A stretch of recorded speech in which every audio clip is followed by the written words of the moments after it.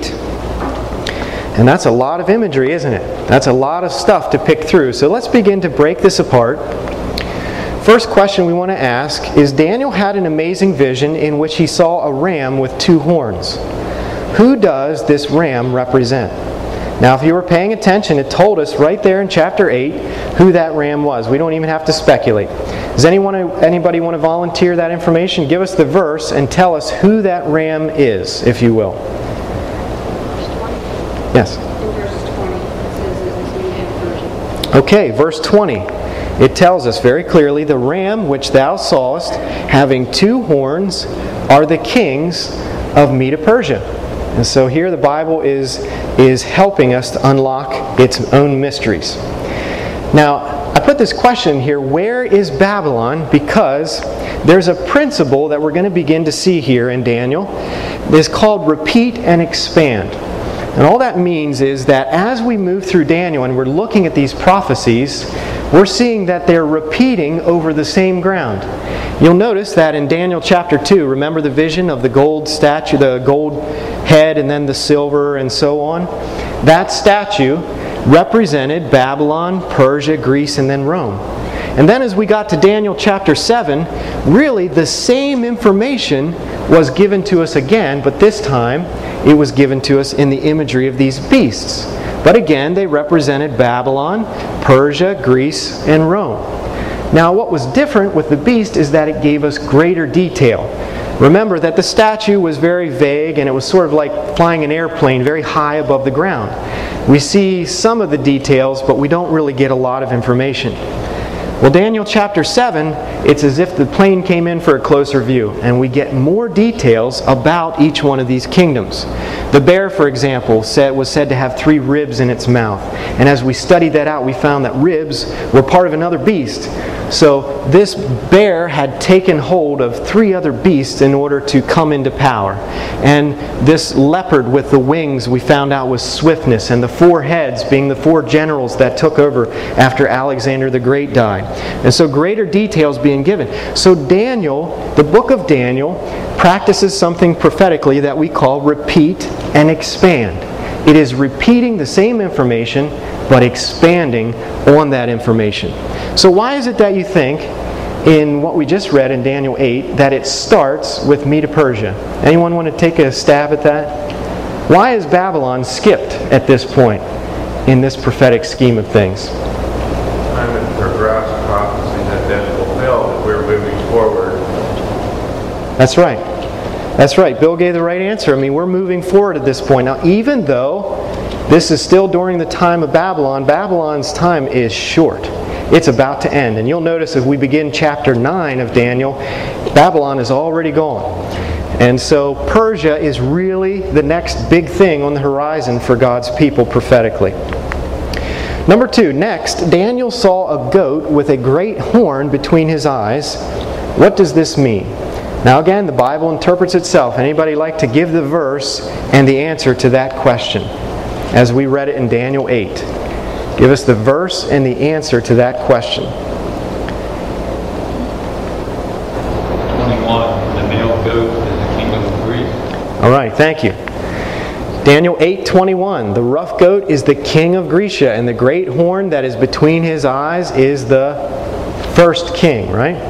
So there we have the answer to that question. Now the prophecy continues. As we go on, it says, what we just read, we know that the first horn was the first king. Now who was the first king of Greece? Alexander the Great, right?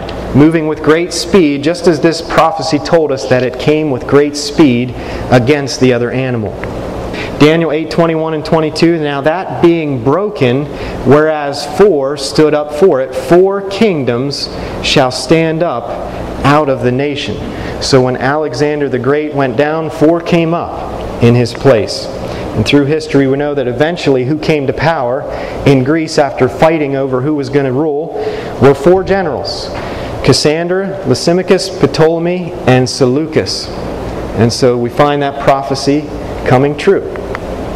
Number 3, then a little horn sprouts up from out of one of the 4 winds.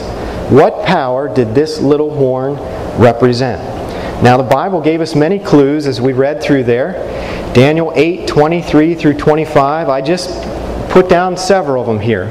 It described this little horn. It said his power shall be mighty. It said that it shall destroy the mighty and also the holy people. It also described this power as exalting himself as high, as the Prince of Hosts. It went on to say that it had fierce features and sinister schemes. It shall exalt himself in his heart, and it would rise against the Prince of Princes. And so looking at all those clues, who do you think it is? Most study Bibles will tell us that it's Antiochus Epiphanes, but we understand something differently, don't we? Who do we understand it to be? Rome. And looking at all the clues that the Bible gives us, Rome is really the only one that could fulfill all those descriptions that were given. Remember the repeat and expand that we talked about?